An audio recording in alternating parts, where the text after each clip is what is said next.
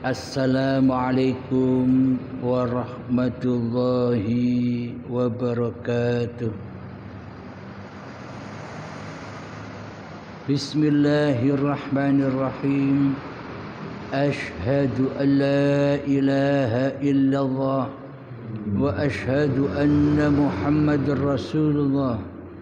Allahumma salli ala sayyidina Muhammad wa ala ali sayyidina Muhammad. Rabbi israh li sadri wa yassir li amri wahlul 'uqdatam min lisani yafqahu qawli. Amin. Bismillahirrahmanirrahim. Salam hormat, salam santunku selalu buat para jamaah Uripe Allah Channel, dan kami mengucapkan tahun baru Hijriah.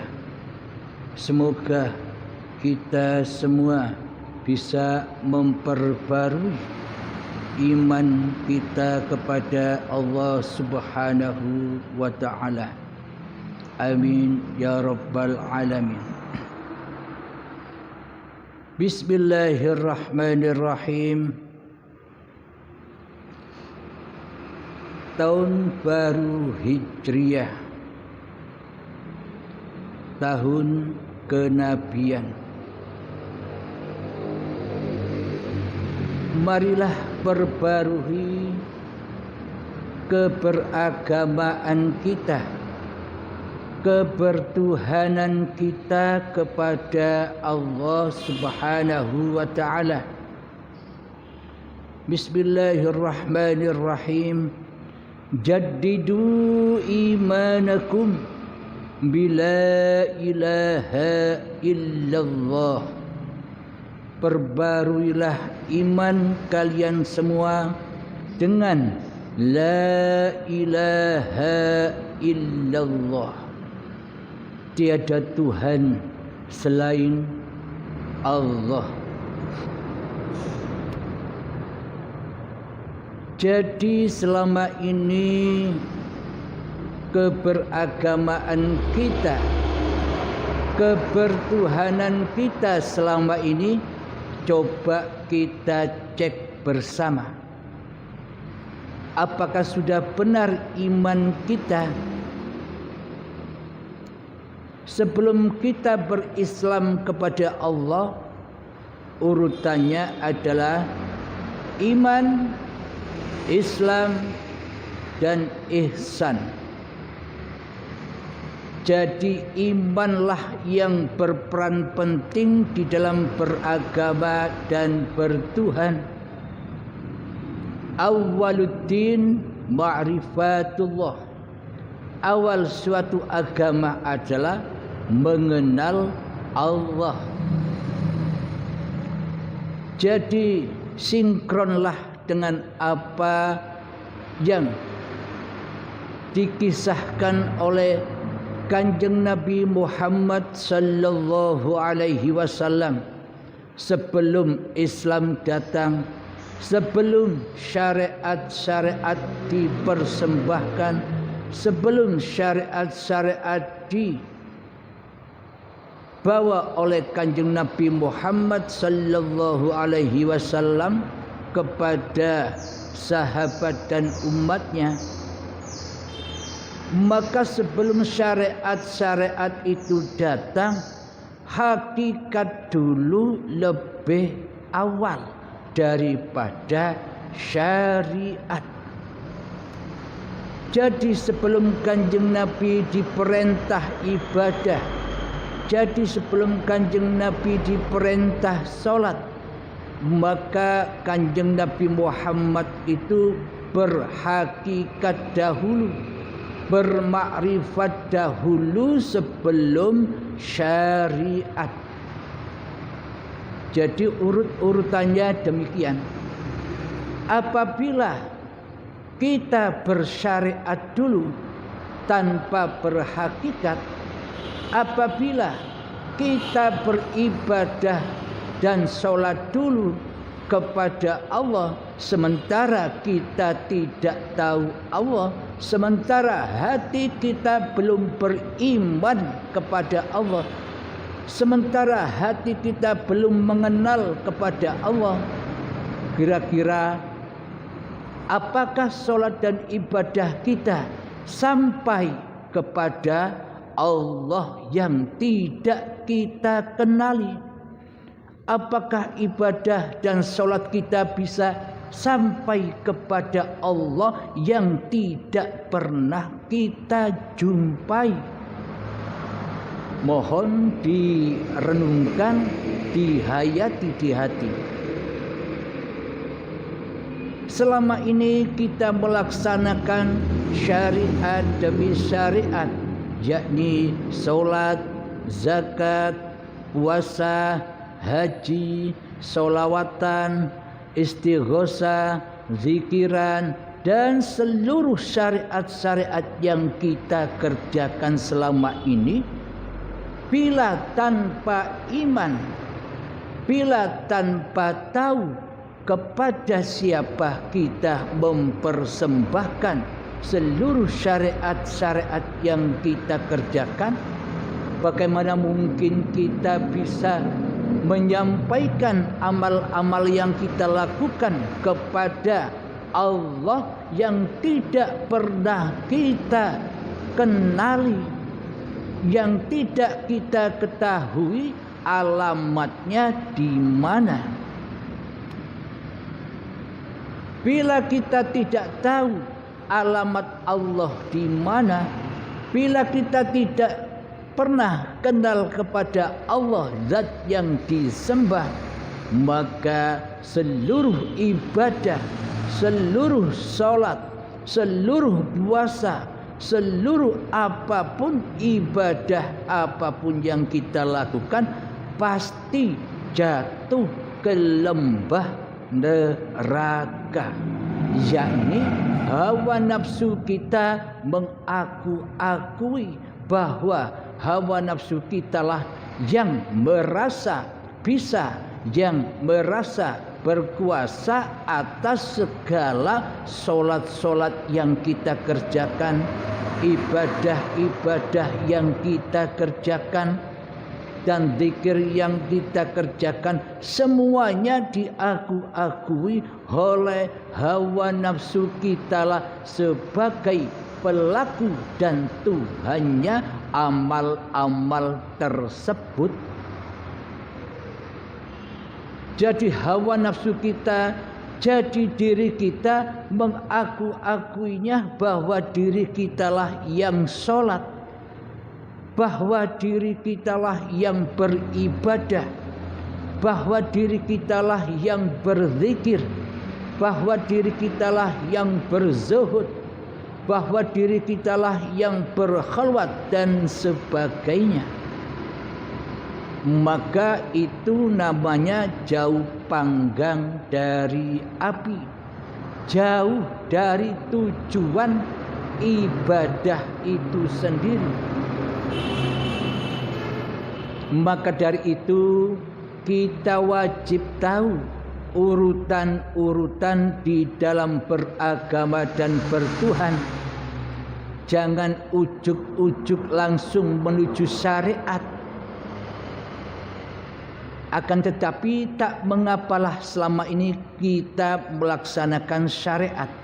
Tapi coba cek di hati kita, apakah kita selama ini pernah berjumpa Allah di dalam seluruh syariat-syariat solat yang kita kerjakan?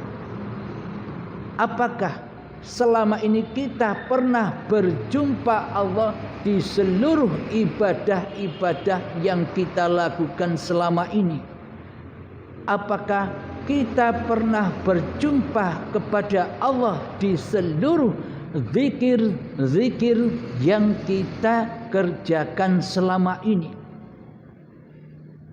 Jawabannya tidak, bukan.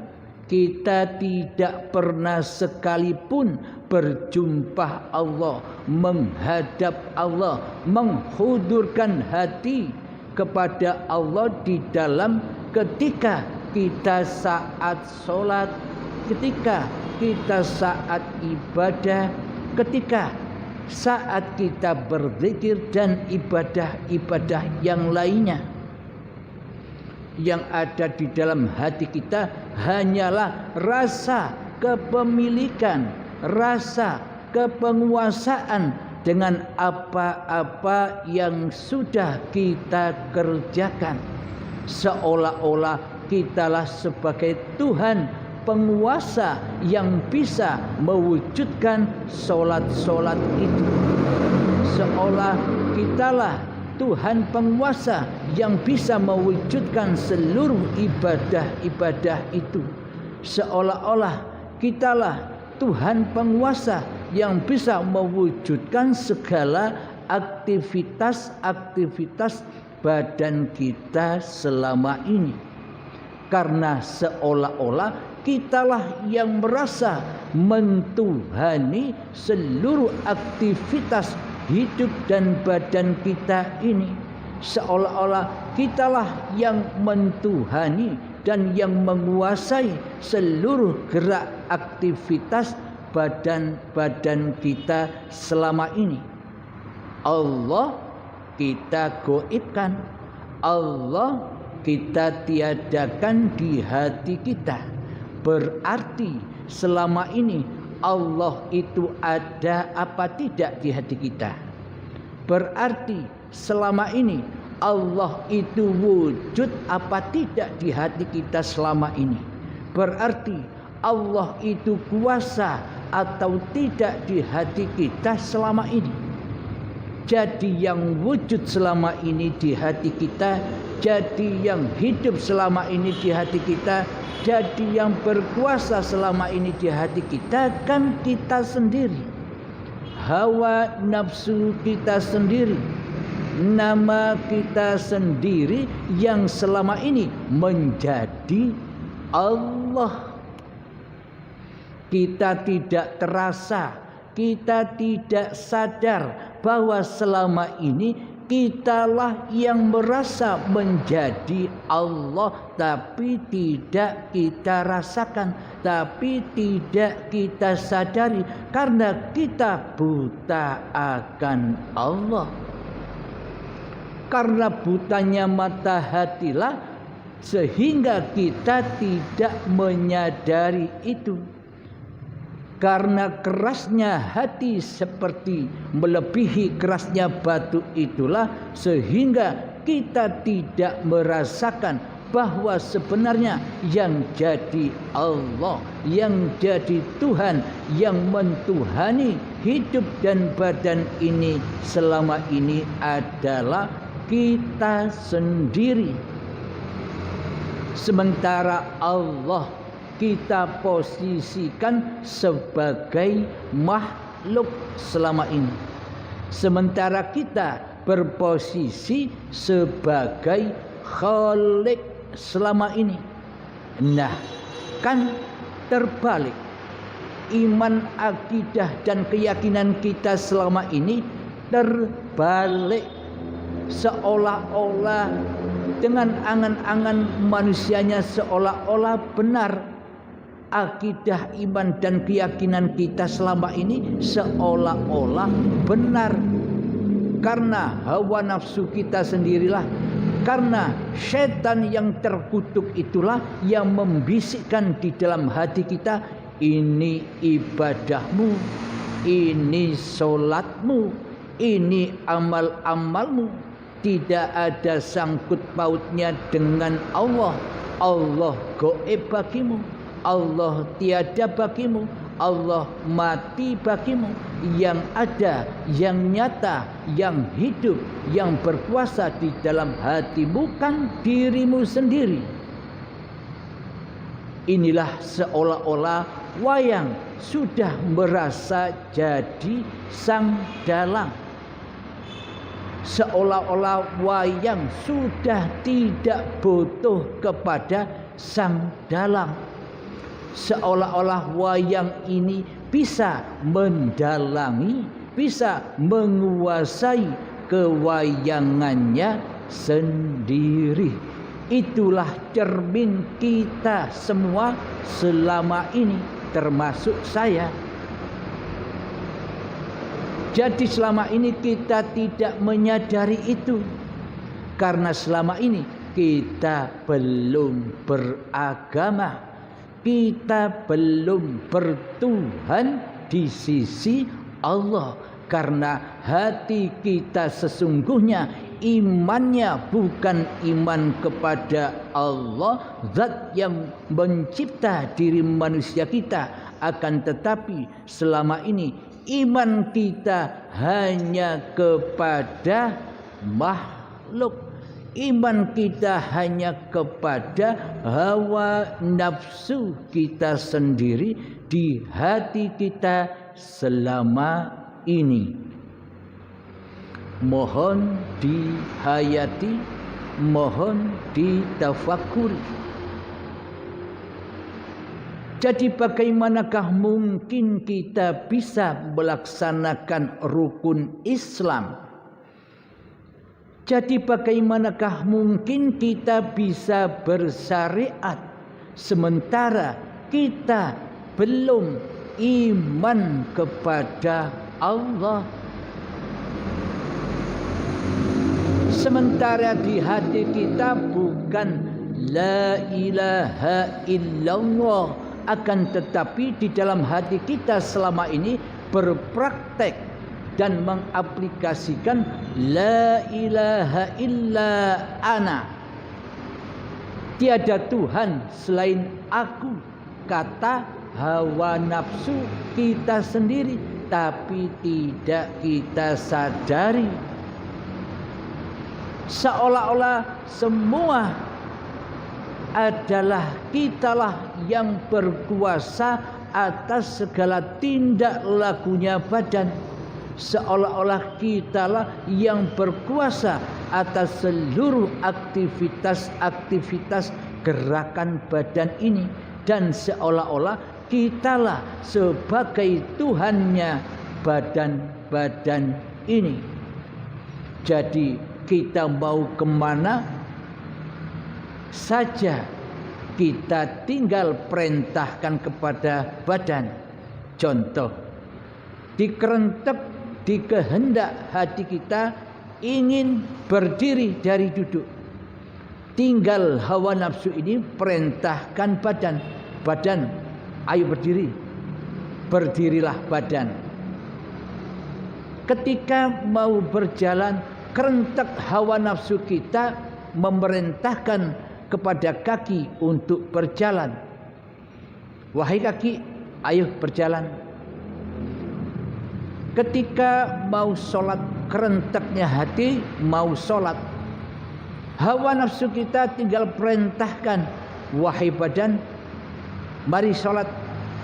Jadi seolah-olah di dalam hati kita selama ini yang ada hanyalah la ilaha illa ana. Ananya ana hawa nafsu, ananya ana makhluk, ananya ana manusianya. Karena manusia selama ini tidak beriman kepada Tuhan pencipta dirinya. Karena selama ini manusia tidak rela dan tidak ridho bila hawa nafsu ini harus tunduk patuh kepada Allah sebagai pencipta diri hawa nafsu kita ini. Seolah-olah kita di hati kita tidak terima bahwa yang memberdirikan badan ini hanyalah Allah, bahwa yang memperjalankan badan ini hanyalah Allah, bahwa yang menggerakkan badan ini hanyalah Allah, bahwa yang mensolatkan badan ini hanyalah Allah, bahwa yang mengibadahkan badan ini hanyalah Allah, bahwa yang menzuhudkan badan ini adalah Allah, bahwa yang mengkhalwatkan badan ini hanyalah Allah. Selama ini kita tidak rela dan tidak ridho di dalam hati kita bahwa kita ini dikuasai oleh Allah.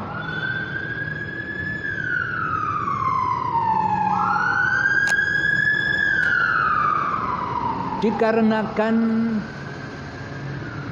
sampai kapanpun hawa nafsu manusia kita ini, setan dan iblis ini, sampai kapanpun tidak akan pernah rela, tidak akan pernah ridho di dalam hatinya bila hawa nafsu, bila iblis dan setan yang ada di dada ini ditiadakan,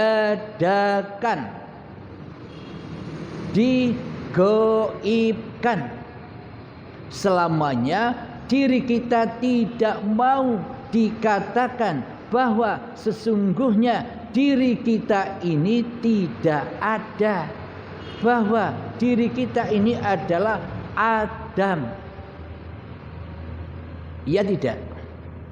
Jadi memang selamanya hawa nafsu ini tidak akan pernah rela, tidak akan pernah ridho kembali ke alam asalnya. Selamanya hawa nafsu kita ini tidak rela, hawa nafsu kita ini tidak ridho bila kita harus mati. Coba cek hati kita, mana ada manusia yang cinta akan kematiannya, padahal kematian itu adalah hakikat sifat diri sejati manusianya. Akan tetapi seluruh manusia takut akan sifat hakikat diri sejatinya sendiri, yakni mati. Bahwa manusia tidak rela dan tidak ridho bila dirinya harus mati dan tiada kembali ke rahmatullah, kembali ke alam akhirat. Manusia cintanya hanyalah berada di dunia. Manusia cintanya hanya kehidupan yang ada di dunia ini, kecuali hamba-hamba yang dikehendaki oleh Allah, kecuali hamba-hamba yang ditunjuki oleh Allah, kecuali hamba-hamba yang diberi hidayah oleh Allah, kecuali hamba-hamba yang diberi syafaat oleh Allah.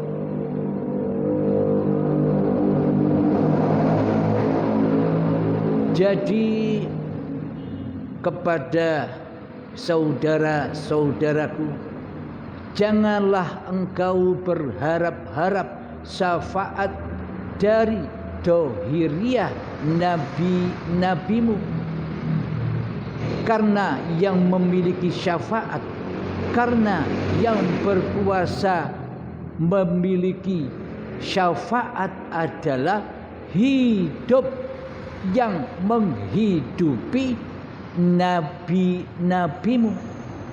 Jadi bukan hidup pribadi nabi-nabi yang bisa mensyafaati manusia. Jadi hidup hayatullah itulah yang mensyafaati makhluk ciptaannya. Jadi jangan berharap kepada makhluk. Badan-badan ini adalah makhluk.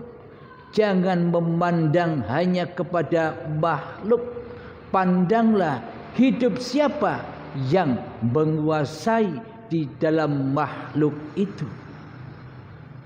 Jadi memang bila di hati kita belum bertuhankan Allah, kita mengira bahwa hidup ini adalah hidupnya makhluk, bukan hidupnya Allah. Coba tanyakan hati kita selama ini, yang hidup itu Allah ataukah makhluk? Di dalam hati kita masing-masing selama ini yang merasa hidupkan kita. Kita selama ini buta akan hayatullah. Selama ini kita buta akan hidupnya Allah. Bagaimana mungkin kita bisa menyaksikan hidupnya Allah di hati kita, sementara yang merasa hidup di dalam hati kita hanyalah hawa nafsu kita sendiri selama ini.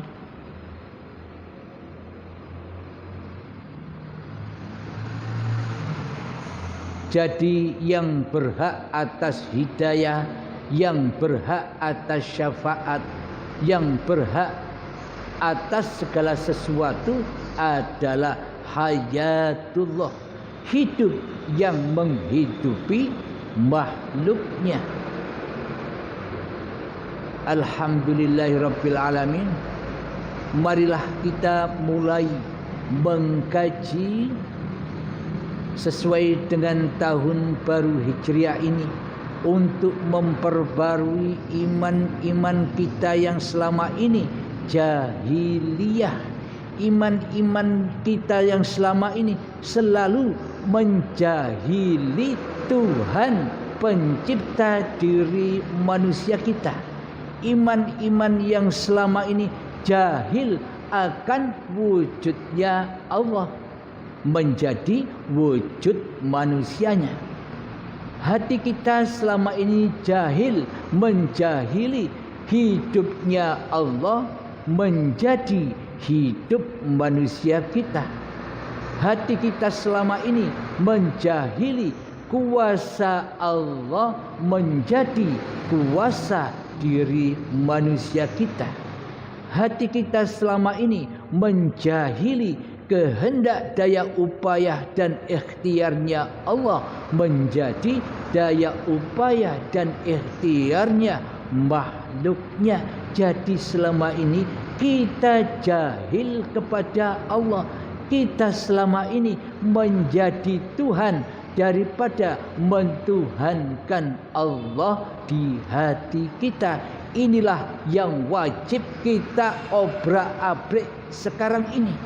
Inilah yang wajib kita perbarui saat ini, momen yang pas, yakni dengan jaddidu imanakum bila ilaha illallah. Perbaruilah imanmu di dalam hatimu dengan tiada Tuhan selain Allah. Jadi tiadakan Tuhan-Tuhan hawa nafsumu di hatimu, agar nyatalah Allah sebagai Tuhan pencipta dan penguasa diri manusia kita di hati kita. Mohon maaf,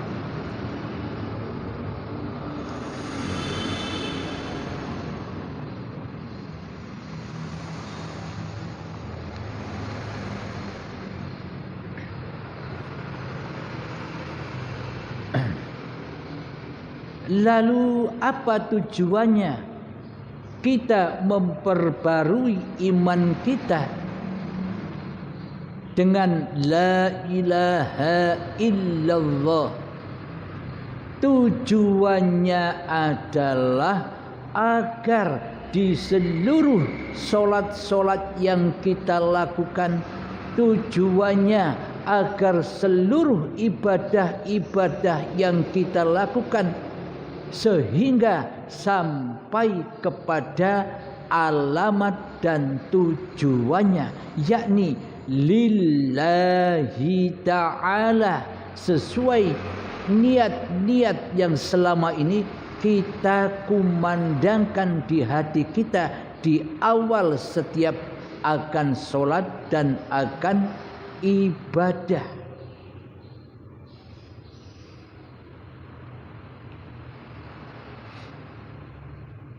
tanpa kita sadari selama ini praktek hati kita di dalam hati kita, di setiap solat-solat yang kita lakukan, di setiap ibadah-ibadah yang kita lakukan, praktek aplikasi hati kita kan bukan lillahi ta'ala.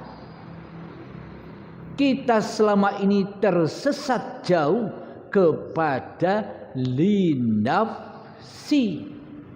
Ini ibadahku, ini sholatku, ini puasaku, ini hajiku, ini ilmuku, ini hidupku, dan ini badanku.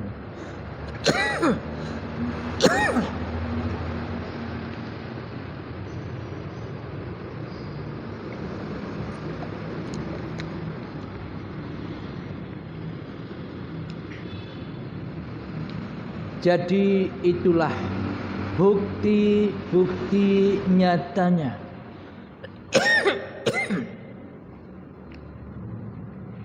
bahwa selama ini hati kita tersesat jauh dari Allah.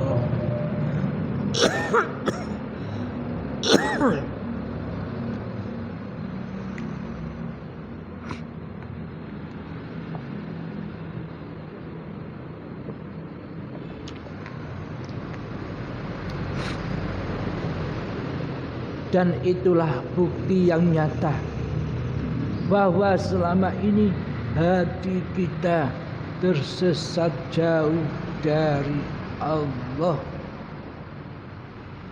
Jadi jaddidu imanakum bila ilaha illallah. Maksudnya itu bukan hanya bacaan-bacaan saja. Maksudnya bukan hanya dibuat zikir-zikiran saja. Maksudnya bukan hanya dibuat banyak-banyakan membaca la ilaha illallah, la ilaha illallah, la ilaha illallah. Bukan seperti itu yang dimaksud jaddidu imanakum bila ilaha illallah. Meskipun selama ini kita zikirkan, meskipun selama ini kita gaung-gaungkan di dalam zikiran-zikiran kita setiap hari, tapi di situ yang membaca hakikatnya bukan la ilaha illallah, tapi di dalam hati kita prakteknya adalah la ilaha illa ana, la ilaha illa ana, la ilaha illa ana. Seolah-olah hawa nafsu kita sendiri inilah yang merasa bisa membaca la ilaha illallah. Karena di dalam hati kita masih tidak beriman kepada Allah. Imannya hanya masih sebatas kepada hawa nafsu kita sendiri yang selama ini mentuhani hidup dan badan ini. Bagaimana mungkin kita mengaplikasikan di hati kita la ilaha illallah sementara hawa nafsu diri manusia kita di dalamnya masih menjadi Tuhan, masih merasa yang punya kuasa untuk membaca la ilaha illallah. Jadi syariatnya hancur. Jadi semua sholatnya hancur. Jadi semua ibadahnya hancur. Jadi amal baiknya hancur.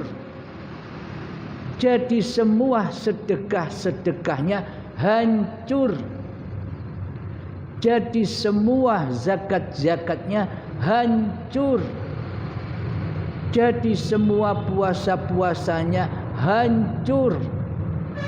Jadi semua haji dan umrohnya hancur, dibakar oleh dirinya sendiri sebagai penguasa dan pelaku di dalamnya. Inilah bukti hati yang tidak sampai kepada Tuhannya. Inilah bukti hati yang tersesat dari pintu lillahi ta'ala. Selama ini yang dituju hanyalah pintu li nafsi. Jadi hawa nafsulah yang merasa berkuasa atas seluruh solat dan ibadah kita sendiri selama ini. Berarti selama ini kita mentuhankan diri kita sendiri. Saat inilah yang wajib, yang harus kita perbarui. Dengan momen tahun baru inilah, mari kita semua mulai menyadari kesalahan-kesalahan hati kita selama ini.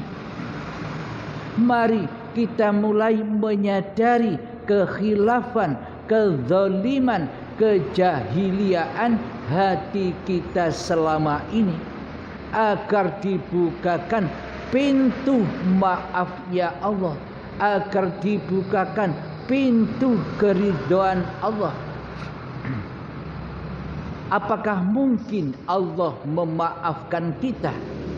Apakah mungkin Allah mengampuni dosa-dosa kita sementara kita tidak taubat kepada Allah, sementara kita tidak taubat dari menjadi Tuhan, sementara kita tidak taubat menjadi makhluk, kita masih menjadi Khalik. Bagaimana mungkin Allah meridhoi kita? Bagaimana mungkin Allah memaafkan dan mengampuni kita sementara kita tidak rela dan kita tidak ridho bahwa diri kita ini hanyalah makhluk yang tidak bisa apa-apa dan yang tak bisa bersiapa-siapa.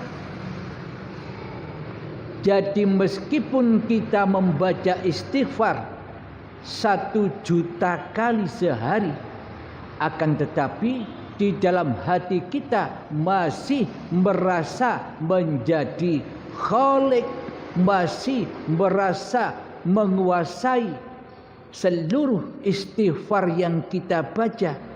Di dalam hati kitalah yang masih merasa bisa mengumandangkan istighfar yang 1 juta itu, maka semuanya percuma dan tak berguna.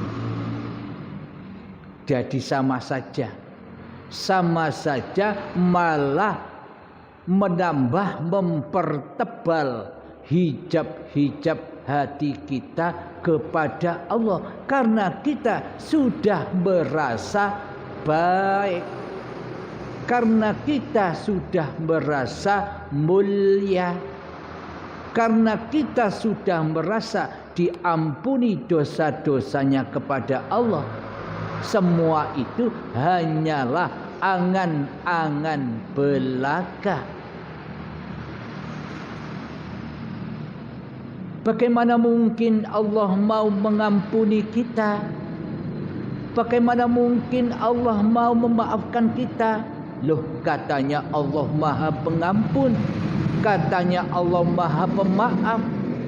tergantung diri kita.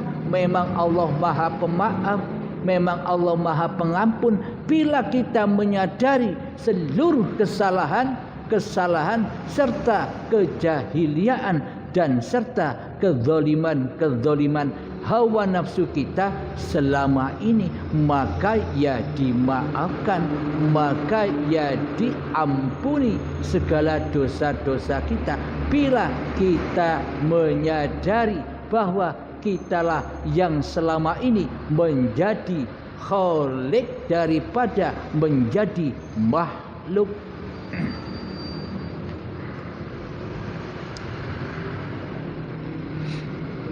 Lalu bagaimana mungkin Allah akan mengampuni kita? Lalu bagaimana mungkin Allah akan memaafkan kita sementara detik per detik hati kita ini selalu mensekutukan Allah dengan diri manusia kita sendiri. Di hati kita, kita masih jadi Allah, kita masih la ilaha illa ananya hamba yang berkuasa atas segala kerajaan hati ini daripada Allah pencipta seluruh manusia.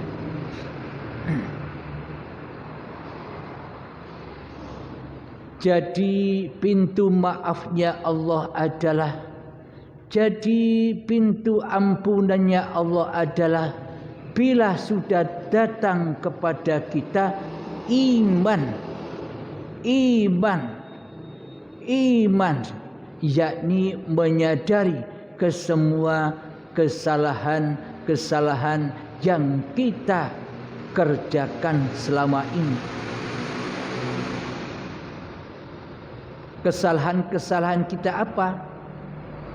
Seluruh sifat-sifatnya Allah sudah kita akui sebagai sifat diri manusia kita, sehingga hawa nafsu ini menjadi khalik, menjadi Tuhan daripada menjadi makhluk, daripada menjadi ciptaan. Jadi sadarilah itu. Jadi iman itu takkan pernah tumbuh bila di hati kita belum berserah diri kepada Allah. Iman itu tidak akan tumbuh, tidak akan muncul ketika hati kita masih mensekutukan Allah dengan diri manusia kita di hati kita.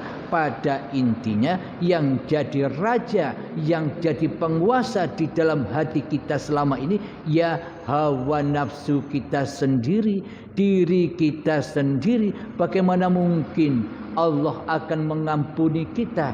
Bagaimana mungkin Allah akan memaafkan kita sementara kita selama ini tidak mau lengser jadi menjadi Tuhan? Hati kita tidak rela turun takhta menjadi hamba. Hati kita tak mau, tak rela, tak ridho bila dikatakan sebagai makhluk yang tidak ada, makhluk yang tak dapat bisa menyebutkan diri manusianya sendiri. Kita tidak rela bila kita dikatakan tidak ada. Jadi memang butuh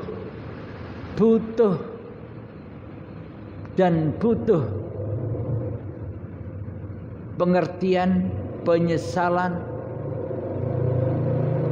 butuh bertafakur menghayati kesalahan-kesalahan kita. Jadi mendengarkan paparan di Uripe Allah channel ini jangan asal mendengarkan saja. Fahami, dalami, hayati, tafakuri dan amalkan. Jadi pintu taubat kepada Allah, pintu maghfirah kepada Allah adalah kita kembali ke asal diri manusia kita, yakni dari menjadi Tuhan selama ini rela dan ridho menjadi makhluk yang tak dapat disebut, yang gaib, yang tidak nyata. Yang nyata, yang wujud, yang hidup adalah hanyalah Allah. Inilah yang dimaksud iman. Inilah yang dimaksud jaddidu imanakum bila ilaha illallah. Perbaruilah imanmu dengan la ilaha illallah. Tiadakan dirimu di hatimu dan nyatakan Allahnya di hatimu. Nyatakan kewujudan, kehidupan, kekuasaan, daya upaya dan ikhtiar Allah di hatimu daripada dirimu sendiri. Inilah yang dimaksud hamba jadi makhluk, Allah jadi khalik. Jadi Allah lah yang menghidupi seluruh ciptaan-ciptaannya. Jadi Allah lah yang menghidupi diri manusia kita, dan Allah lah yang menguasai diri manusia kita di hati kita. Jadi hawa nafsu diri manusia kita sudah kembali kepada ketiadaan, kepada kegaiban yang nyata, yang ada, yang wujud hanyalah Sang Pencipta, yakni Allah. Jadi bagaimana mungkin manusia bisa ngaku Allah sementara manusianya sudah menyadari bahwa manusianya sejatinya hanyalah makhluk. Jadi mana mungkin manusia bisa mengaku-ngaku bahwa dirinya adalah Allah sementara manusianya sudah taubat dari menjadi Tuhan, kembali menjadi hamba, kembali menjadi makhluk yang tidak bisa berapa-apa dan yang tidak bisa bersiapa-siapa kecuali Allah lah yang memerankan, Allah lah yang menguasai diri manusianya di hatinya. Inilah makna beragama dan bertuhan. Inilah makna jaddidu imanakum bila ilaha illallah.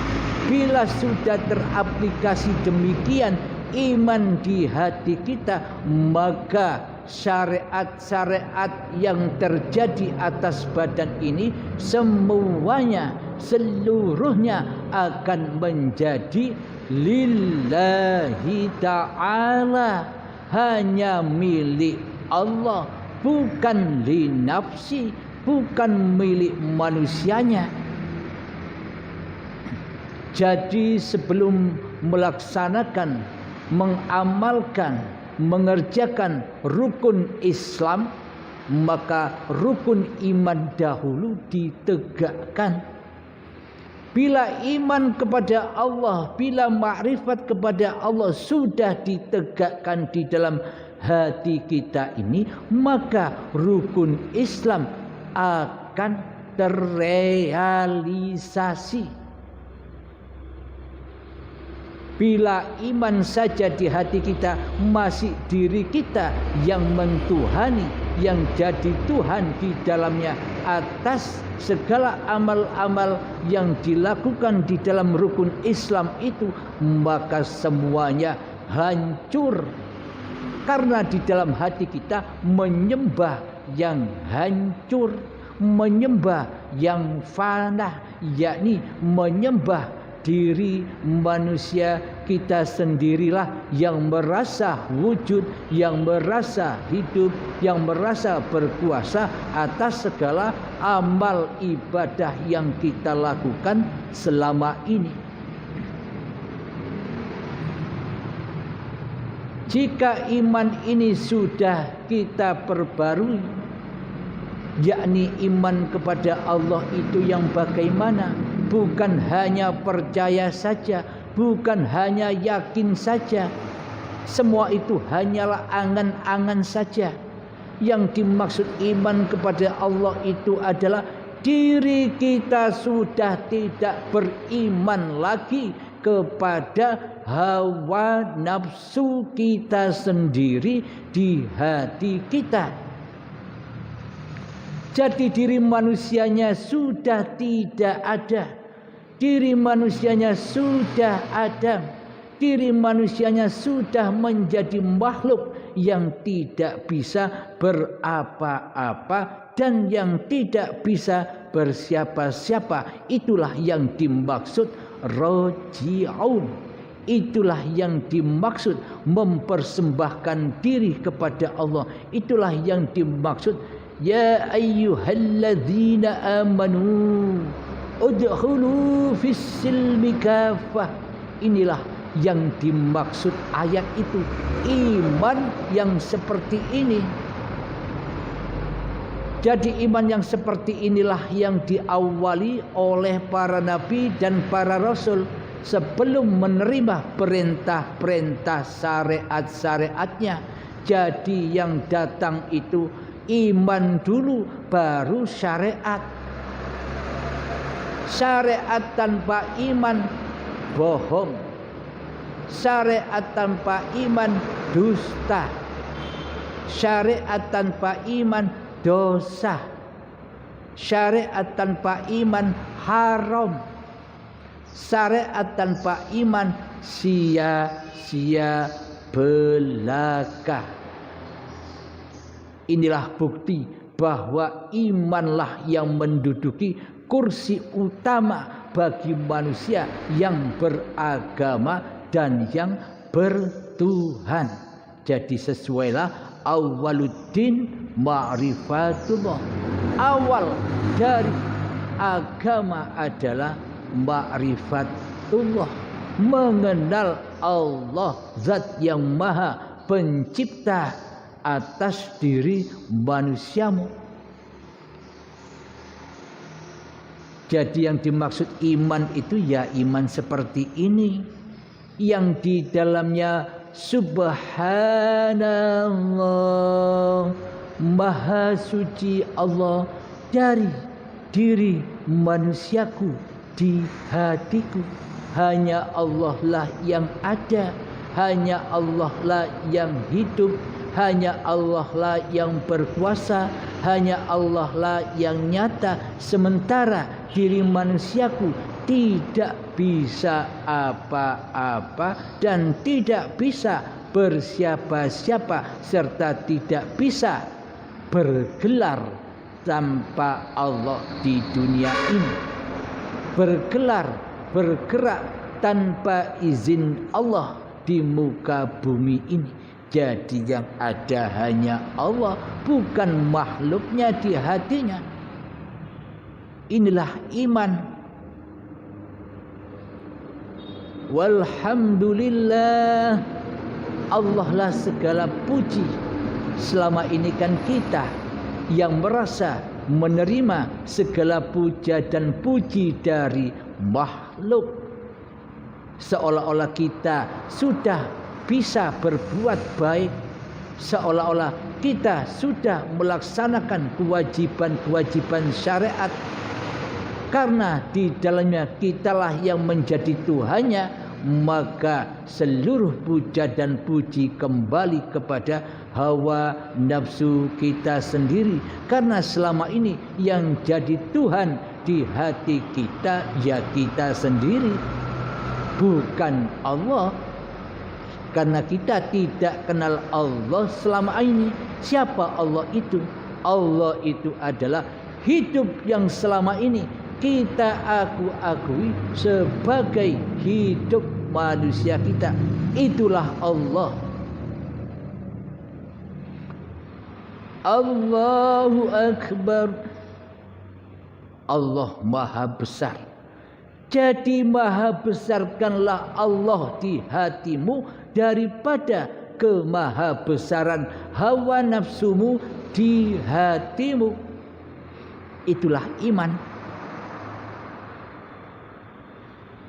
La ilaha illallah, dan tiadakan dirimu di hatimu dan nyatakanlah bahwa hanya Allah yang ada, bahwa hanya Allah yang wujud, bahwa hanya Allah yang hidup, bahwa hanya Allah yang berkuasa atas diri manusiamu dan seluruh manusia yang ada di dunia ini, serta seluruh makhluk-makhluk yang diciptakan oleh Allah.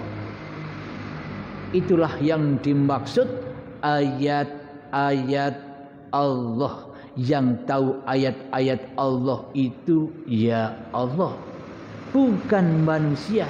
Bila manusia mengaku bisa tahu ayat-ayat Allah, bisa tahu membaca Al-Quran, bisa tahu ayat-ayat Allah, makhluk-makhluk yang diciptakan oleh Allah, maka sesungguhnya mata hatinya masih buta. Karena yang jadi Tuhan di hatinya masih hawa nafsunya daripada Allah.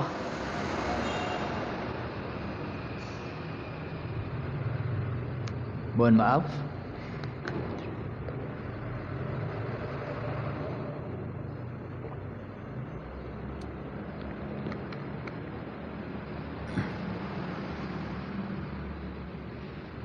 Itulah jaddidu imanakum, sesuai dengan tahun baru Hijriah ini kita berhijrah kepada Allah dari hati yang gelap gulita selama ini, karena hati selama ini dituhani oleh hawa nafsu kita sendiri, menuju hijrah kepada fisabilillah, jalan Allah, kuasa Allah.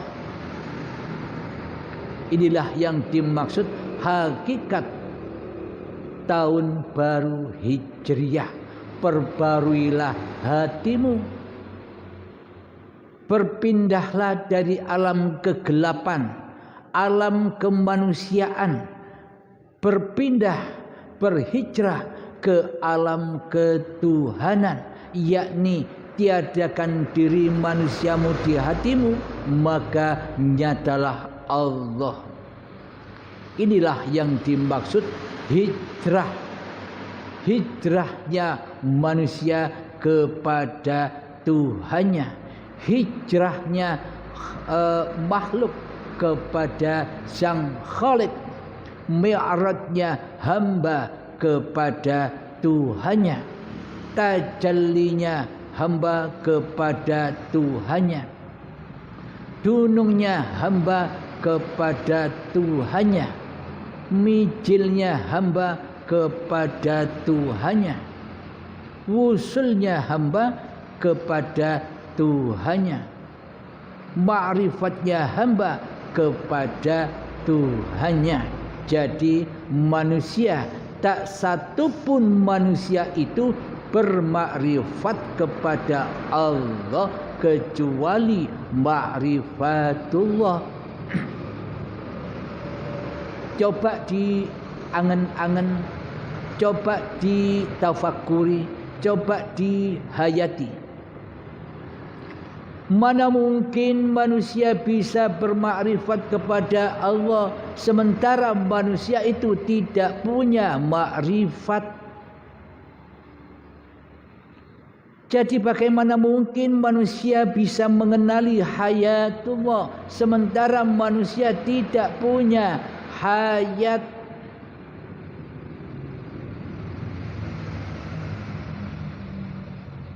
Coba tafakuri.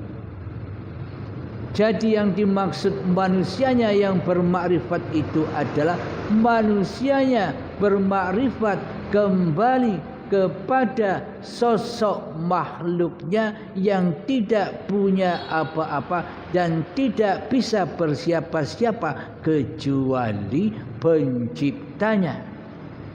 Inilah yang dimaksud ma'rifatullah. Bukan manusianya yang bermakrifat, tetapi hayatullah lah, hidup yang menghidupi manusia itulah yang bermakrifat, yang ada ya Allah sendiri. Jika masih ada manusianya di hatinya yang merasa mengenal Allah, yang merasa bermakrifat kepada Allah, itu manusia yang gagal faham. Bila masih ada diri manusianya di hatinya yang merasa makrifat kepada Allah, yang merasa mengenal Allah dengan gembar-gembornya, celotehnya, dan paparan-paparannya,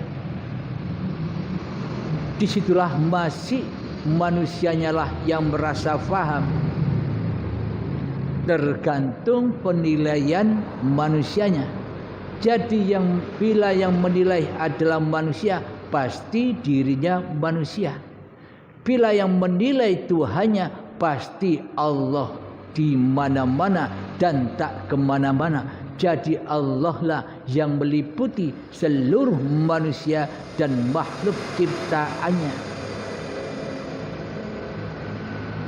Tanda-tanda manusia yang sudah mengenal Allah, yang sudah ma'rifatullah, tanda-tandanya manusia itu diam 1000 bahasa.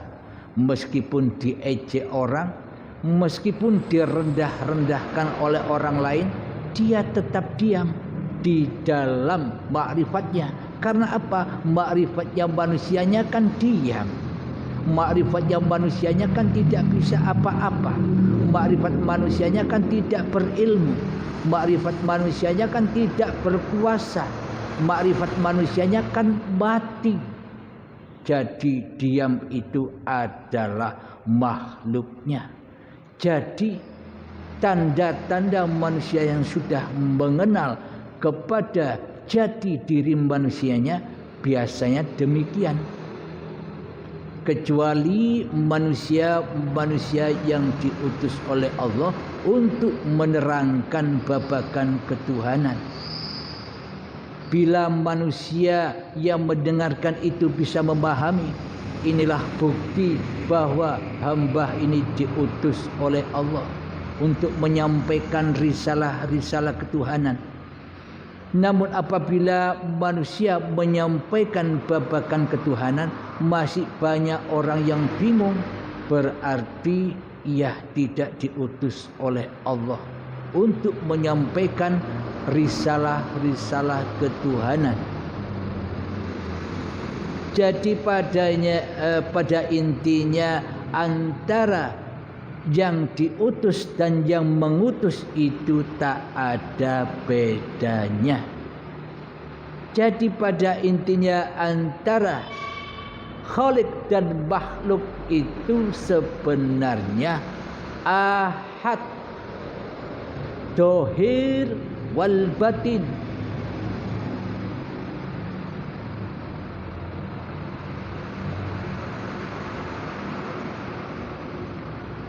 Apabila diri manusianya sudah tidak ada lagi di hatinya, yang ada hanyalah Allah, inilah yang dimaksud iman. Yakni yang ada ya hanya Allah, bukan makhluknya, bukan hawa nafsunya di hatinya. Bila yang ada di hatinya masih hawa nafsunya, sementara Allah tiada, sementara Allah gaib baginya, inilah tanda-tanda manusia yang tidak beragama dan tidak bertuhan di sisi Allah. Meskipun kelihatannya syariat-syariatnya berlaku seperti bak orang yang beragama secara syariat.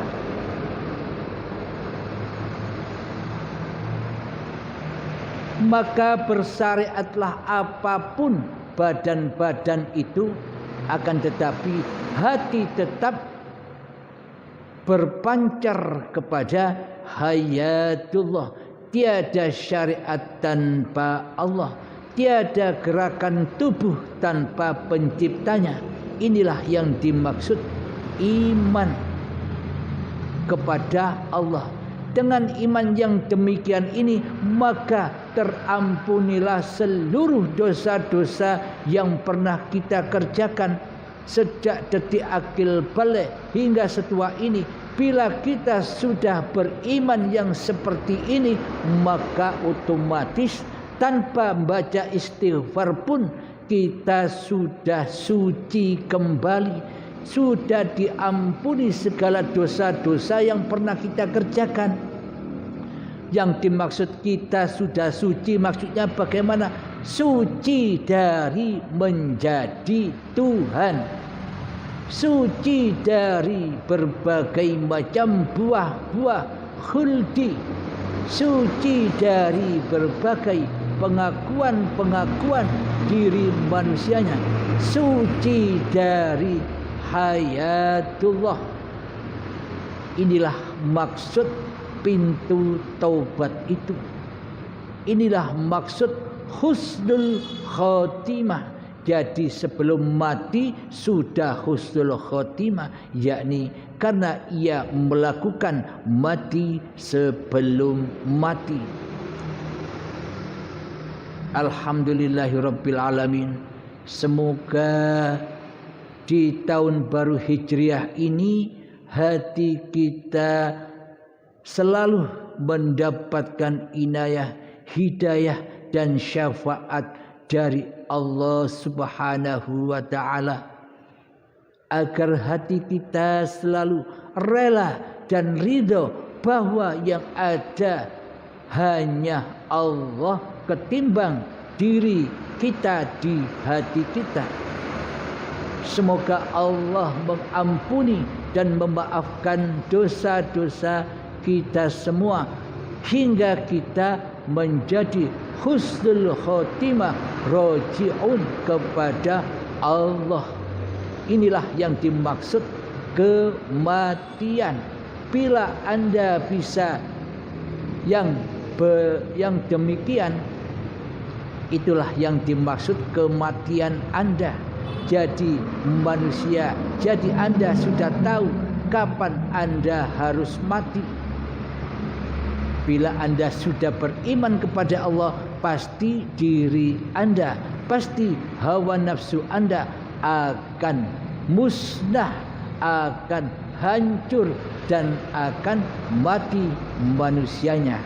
Itulah tanda-tanda iman kepada Allah Subhanahu wa ta'ala. Semoga Allah memberkahi kita semua. Amin, amin ya rabbal alamin. Dan akhir kalam, assalamualaikum warahmatullahi wabarakatuh.